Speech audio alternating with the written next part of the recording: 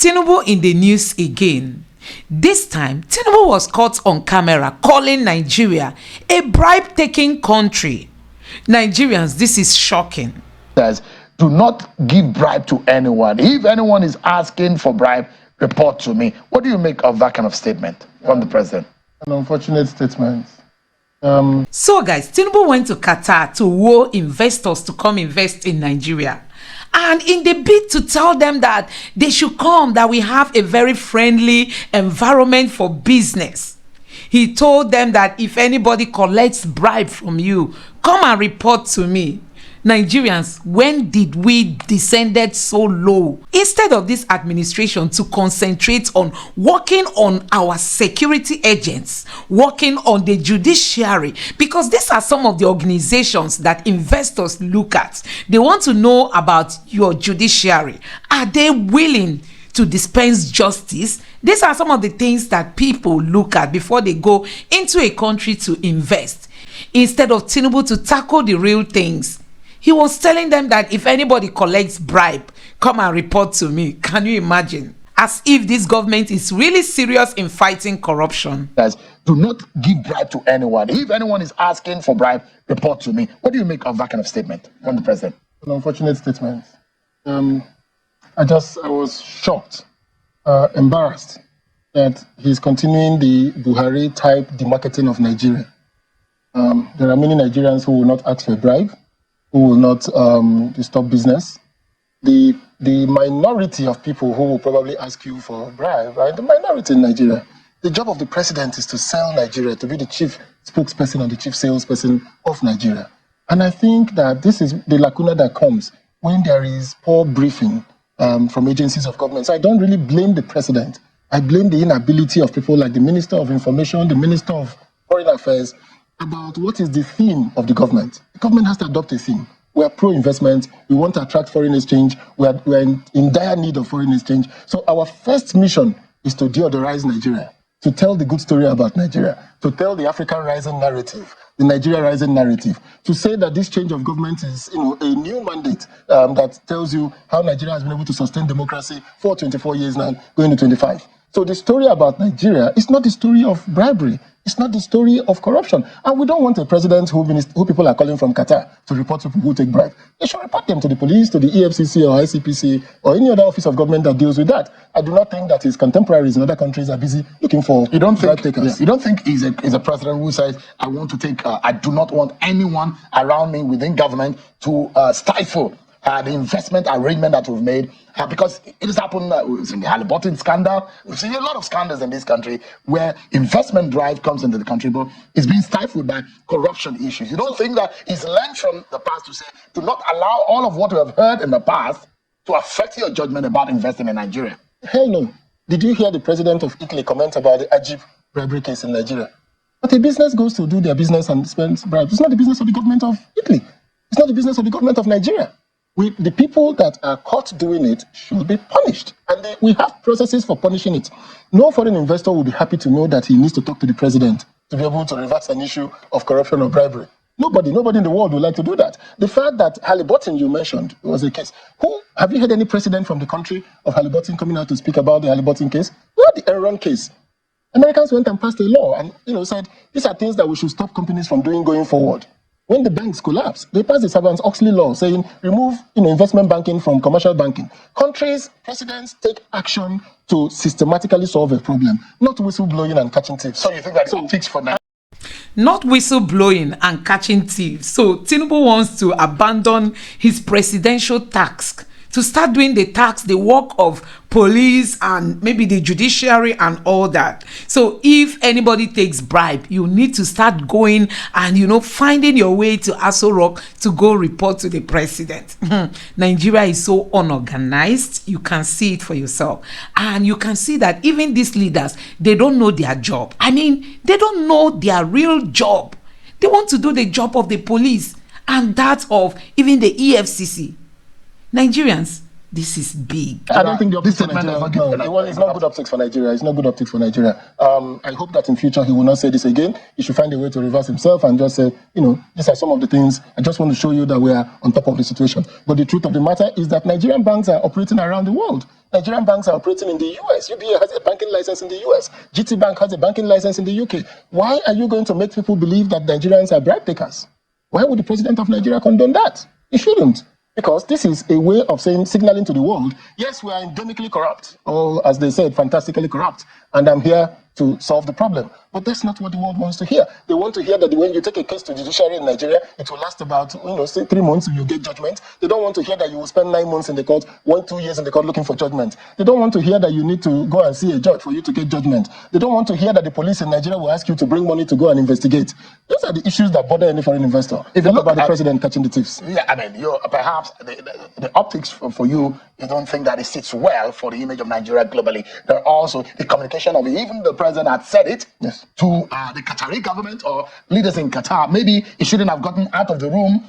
Maybe it shouldn't have been communicated. It should be like a dinner table talk, just saying, if you have any issues, if you have any obstacles, but not the word bribe. It could be obstacles. It may not just be bribe. It may just be, obstacles. We have obstacles like the issue of Tinapa that the custom took a strong position against. It wasn't a case of bribery. So some foreign investors come to Nigeria and some government agencies in the discharge of their functions have said, no, you can't do this or that. And they run to the president or they say, we are foreign investors. But will you do that in your country? If you were in your own country, the answer is no. So it is not every time that there is an obstacle that is a case of bribery. Sometimes an obstacle because it's a case of principles. When the president said your money will flow in smoothly in and out, Yes. is it describing a new atmosphere of investment in Nigeria? Is there those who will believe that investment in Nigeria is not as easy as the president has portrayed it?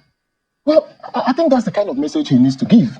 That's the kind of message he needs to give, that we're a pro-investment, investment-friendly environment. The information he needs to give to the world is that despite our current foreign exchange challenges, that we're ready for business and we're going to respect and honor our obligations to our debt holders, to people who are doing business in Nigeria, to people who have issues with transferring money. You see, the important news is not the news of what the president said.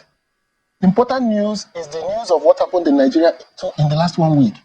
2 major Nigerian companies reported that the foreign exchange, the devaluation of the naira has wiped out their shareholders' funds. That is Nestle, our foremost company in the stock exchange. MTN, for their first time in Nigeria, they have gotten 700 and something billion loss and saying our shareholders' funds have been wiped out. That is the message. That's what the world is reading. They're not reading what you're saying about free flow of money in and out. So what you need to be doing now is to be explaining that the volatility that is with the naira now is going to resolve itself going forward. That volatility is because this is the steps you need to take to keep Nigeria going. And explain that there is some logic to what you're doing, that there is some thinking to what is going on in Nigeria now. Because that news of Nestle, GSK has left Nigeria, the other pharmaceutical company has exited Nigeria, and Nestle is now announcing we're going to raise fresh capital because we've lost our shareholders' funds. That's the news. What does this mean? That in the 9 months of President Tinubu, They've lost them. The foreign exchange devaluation of the naira has wiped out their value. So if they had $100 million worth of naira before, that naira is now worth maybe 20 million. So they're saying we've lost value from 700 naira that we are managing. We've gone all the way to 1,500 naira. So 100% loss. the president has said, I am the man in the saddle. I asked for this job and I will get it done. Yeah. And he said that the pains that we are experiencing are initial pains of the policies of government. Yes. And this way go away. Do you agree, considering what we are seeing in the last 3 months or so, which have significantly impacted on the livelihood, the well-being of the average citizen? Well, I agree with him. Interestingly, I so much agree with him. He's in a catch-22 situation. As at June 2023, there was no money. The foreign exchange was all booby-trapped with debts. Oil revenues was negative. The foreign exchange situation was almost 10 billion old forward sales, crude oil forward sales. So the 8 years of Buhari was a major value-destroying 8 years. The APC government led by Buhari destroyed value in a significant manner, in an unprecedented manner, just similar to his 1984 destruction of value. So now, but he did it for 8 years, so the damage was humongous.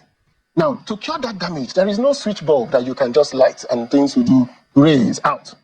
So that government had acquired almost 23 trillion in ways and means. had borrowed money in dollars that has significantly hindered the government's ability to have foreign exchange because they need to service those debts in dollars. Now, so any government that comes in is going to face significant headwinds. Even if it was Atiku, even if it was Peter Obi, if it was Showora, if it was anyone. Headwinds. Now, the difference that the president is suffering is not economics. You know, the economy in Nigeria was going to go belly up. We're going to have to pay for the foreign exchange that they were manipulating and selling at 400 naira to themselves and to their cronies. We're going to pay a price for it at some point. So that price, this president has beaten the bullet and said, let's pay it. Now, what the challenge is that he has lack of political consensus in Nigeria on taking these tough decisions. The people that voted for him are a minority in Nigeria. 63% of the voters did not vote for him. So he needs to woo them that now that I'm president, I need to bring you guys on board because I'm going to take decisions that are going to hurt. So he needed that. He's not doing that. He needed to also tell the country that before we even go forward, I am going to tighten the belt. As the captain of a plane will say to you, ladies and gentlemen, we're going to be expecting turbulence. Please sit down, tighten your seatbelt, fasten your seatbelt, no movement, all crew sit down. We're going into turbulence. That's what the captain announces when he's heading to turbulence. Now, this president has ignored the 67% and continued with his 37%, 63%, and continued with his 37%. Not only did he continue with his 37%, he has taken it to another half of his 37%, even in his appointments and body language. So he has taken it further away. Now, what he doesn't understand is that this is no time for grandstanding. Decisions are going to be difficult anyway. It is time to show, first of all, I am biting the bullet. I'm going to cut down on my own expenses. I'm going to make sure that governments across all boards are cut down. He needed to have even brought up the Orosaya report first. Cut down the Senate and the House of Reps. To ask our national question, do we really need two houses in this country? He needed to have kept the country talking and say, look, we need to find ways to cut this cost. Some kind of restructuring. I don't want to use the word aligning the structure or rejigging the structure. I don't want to use the word restructuring. He has his own connotations in Nigeria. I want to just use the word, the cost I'm carrying is heavy. Rethinking the manner in which we do things. Spending money. So that would have been akin to what Babangida did when he came to power after Buhari. Apart from cutting costs, this government have been asked to go trace all those who worked under Buhari's administration, those who embezzled the money that is meant for the Nigerian people, all the money they borrowed, the Abacha loot that were returned, that Tinubu should gather muscle and go trace those monies and return them back into our purse. But you know, it appears he doesn't have the political will. I think we should start from there. We should start to cleanse our country. I mean, get rid of corrupt politicians. Then investors will be convinced to come invest in Nigeria. Not just going to tell them that if anybody collects bribe from you, come and report to me. So he's just telling the whole world that Nigeria is a bribe-taking country. That no matter how you came in to invest, you must meet somebody at some time who want to collect bribe from you. Nigerians, this is not good for us, honestly. So guys, let me know what you think about all this in the comment section below. Please don't forget to subscribe to the channel, turn on the notification bell, give this video a like so that YouTube can recommend it to others, and drop your thoughts in the comment section below. Thank you.